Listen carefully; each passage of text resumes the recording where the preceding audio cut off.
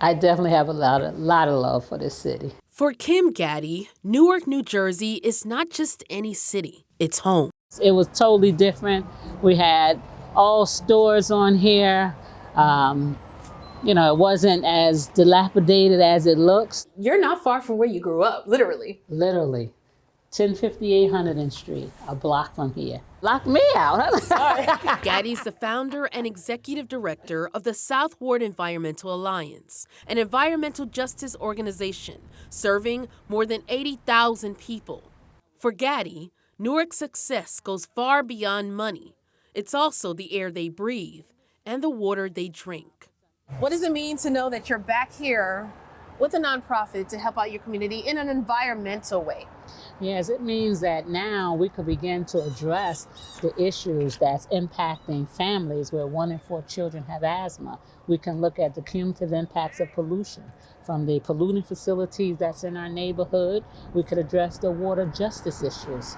That's a crisis. Individuals are losing their homes because they can't afford to pay their water bills, their electric bills. Addressing the problems in her community also means getting rid of Newark's lead pipes. Lead exposure impacted her personally when she discovered her godson suffered from lead poisoning at just 6 years old. So that was my first real exposure to lead poisoning, and it was from paint chips. But I also began to say, well, what about the water? It wouldn't take long before the eyes of the country were on Newark after city officials found elevated levels of lead in schools and homes. In 2017, Newark faced a crisis after discovering that after 3 consecutive tests, the city's water exceeded the federal limit of 15 parts per billion for lead. The city attributed the source of the problem to a failed corrosion control treatment at one of their water plants, which supplied water to about half of the city. While the city worked to fix the system, Gaddy's expertise as an environmental and community activist came in handy. No level at all of lead in the drinking water is acceptable. And so we began to just have this whole campaign, but in partnership with the city.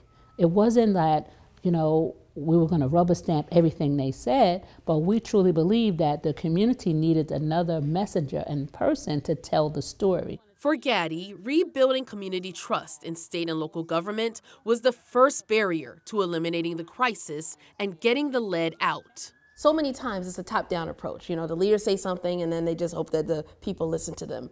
But you all took a grassroots approach. Why was that approach to regaining the trust of Newark residents so important? Yes, when you think about community, oftentimes they are the ones who don't have a seat at the table and they're a voice of the voiceless.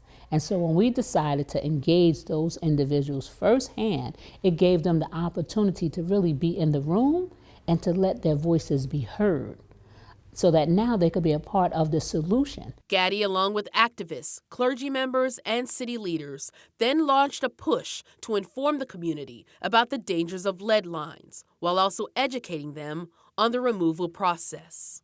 The narrative was flipped. So it wasn't so much I'm being told that my water's okay. No, I'm being able to have a seat at the table, read what's happening, understand what's happening, and then make the right kind of choices that I need to make for my family. The city of Newark removed more than 18,000 lead service lines in just 3 years, becoming a model and example for other cities to follow. It's a challenge many states, cities, and towns will now have to grapple with too. In the next 10 years, as part of the federal government's Get the Lead Out initiative, water systems will have to completely remove all lead service lines.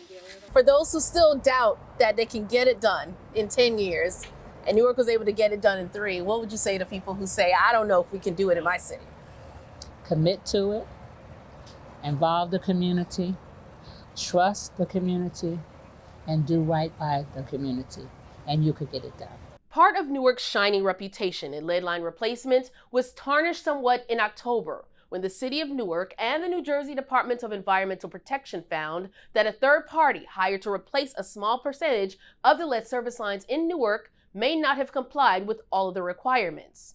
2 people were arrested and charged with fraud by failing to fully replace lead service lines. It was about 28 that was found that we replaced under this particular contractor during this audit. We dug up a little over 400. and they were replaced immediately, which is about 1% of the total program. Despite the indictment, the city says it remains confident in the success of the lead service line replacement program, which has led to more than 23,000 replacements and still stands as a national model for reducing the risk of lead exposure.